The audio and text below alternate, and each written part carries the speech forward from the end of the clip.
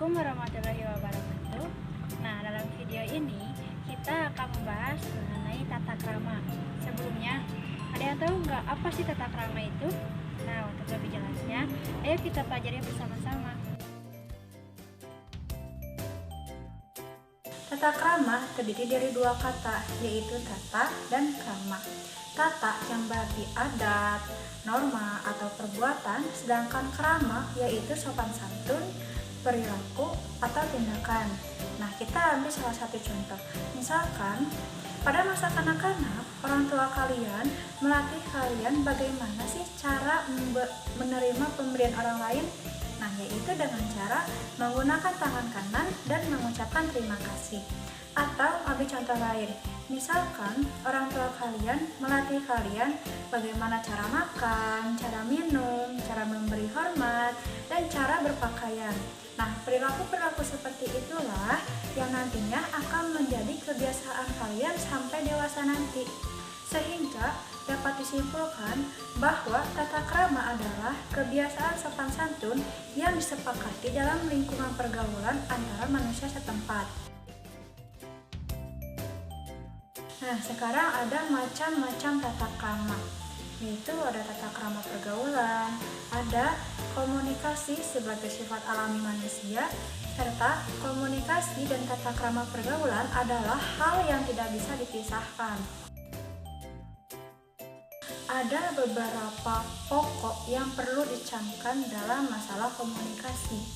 Yang pertama, perlakukan orang lain sebagaimana kamu ingin diperlakukan. Jika kamu ingin diperlakukan baik, maka perlakukan juga orang lain dengan baik. Dan yang kedua, setiap individu itu memiliki perbedaannya masing-masing.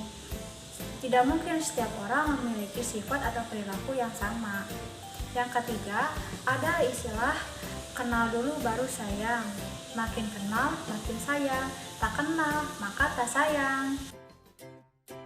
Nah, sekarang kita akan bahas mengenai apa aja sih tata krama itu.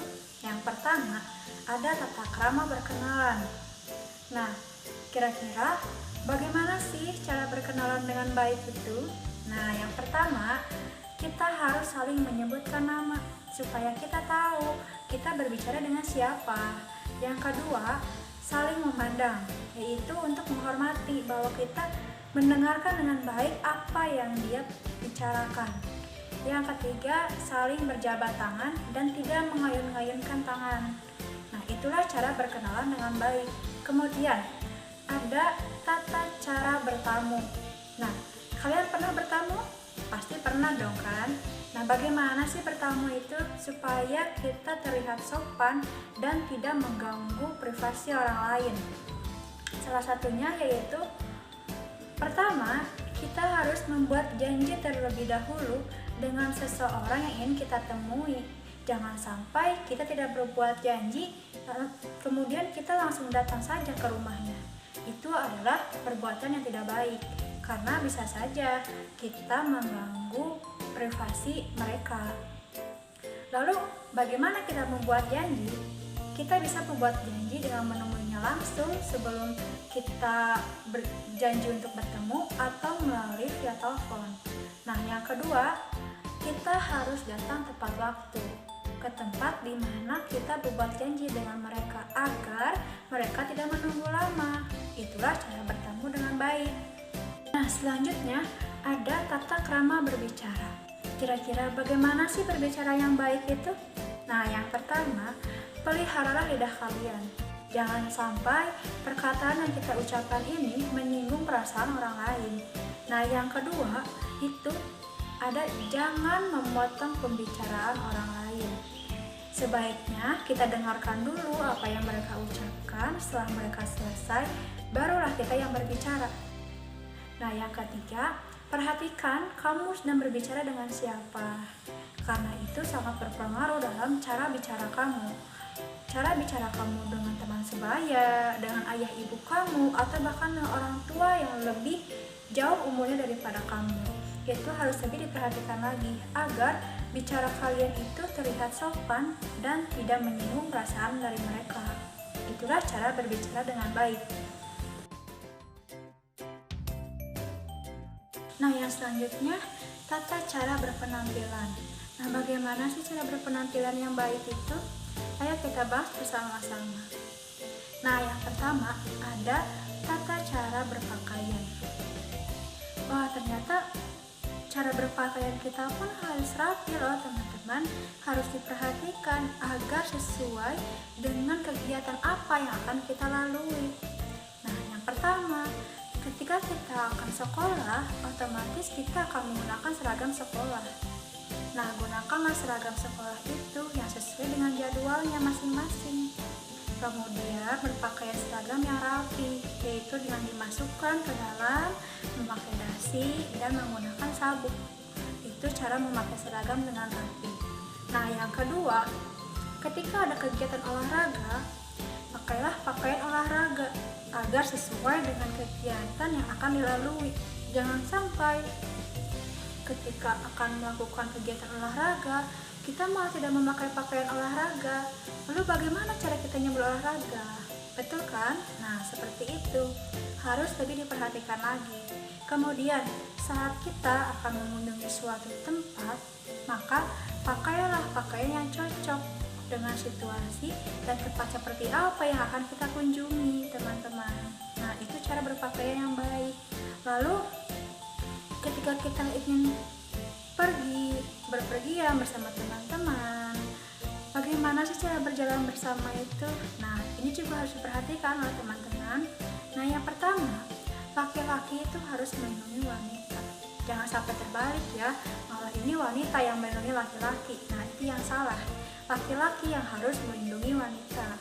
Nah, yang kedua, jika ada 2 wanita dan 1 laki-laki, maka laki-laki itu harus berjalan di sisi yang berdekatan dengan lalu lintas agar wanitanya terlindungi. Nah, yang ketiga, jika ada 1 wanita dan 2 laki-laki, maka wanita ini ada di tengah-tengah laki-laki tersebut. Nah, begitulah cara berjalan dengan baik. Selanjutnya ada tata cara makan. Nah, teman-teman, ternyata makan pun harus ada aturannya loh.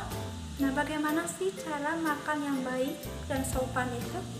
Nah, yang pertama, sebagai umat Islam tentu kita sebelum makan harus berdoa dulu.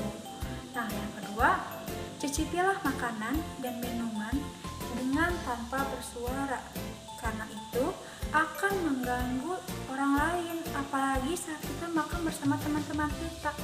Itu akan mengganggu mereka yang berada di dekat kita. Nah, yang ketiga, ketika kita batuk, maka tutuplah mulut kalian. Nah, itulah cara makan yang baik dan benar. Nah, yang terakhir ada tata cara menggunakan fasilitas umum. Yang ternyata saat kita mengunjungi fasilitas umum pun kita harus menggunakan tata krama yang baik, teman-teman. Nah, salah satunya yang pertama, selalu membuang sampah pada tempatnya. Jangan sampai mentang-mentang fasilitas umum, teman-teman semua seenaknya membuang sampah di mana saja. Jangan sampai seperti itu ya. Nah, yang kedua, baik di sekolah maupun di luar sekolah, kita harus tetap menjaga kebersihan lingkungannya agar lingkungan yang kita tempati itu tetap terasa nyaman dan enak untuk ditinggali. Nah, yang ketiga, ketika kita mengunjungi taman-taman umum seperti balai kota atau taman-taman kota lainnya, kita harus tetap memperhatikan kebersihannya ya, teman-teman. Jangan sampai loh ini kan taman umum, kita bebas melakukan apa saja. Loh tidak, kita harus tetap memperhatikan kenyamanannya, kebersihan dari taman itu sendiri, agar saat kita berkunjung kembali, taman itu akan tetap terlihat indah dan nyaman. Nah, yang ketiga, yang terakhir, sopan dalam berkendara di jalan. Jangan sampai mentang-mentang jalan kosong, kalian bisa seenaknya kebut-kebutan di jalan. Jangan sampai seperti itu ya, teman-teman. Tetap aturi peraturan lalu lintas di jalan. Nah, itulah beberapa tata krama yang harus kalian perhatikan dalam keseharian kalian. Jangan lupa ya teman-teman, selalu taati aturan dan hidup sesuai dengan tata krama. Sekian pembahasan kali ini. Assalamualaikum warahmatullahi wabarakatuh.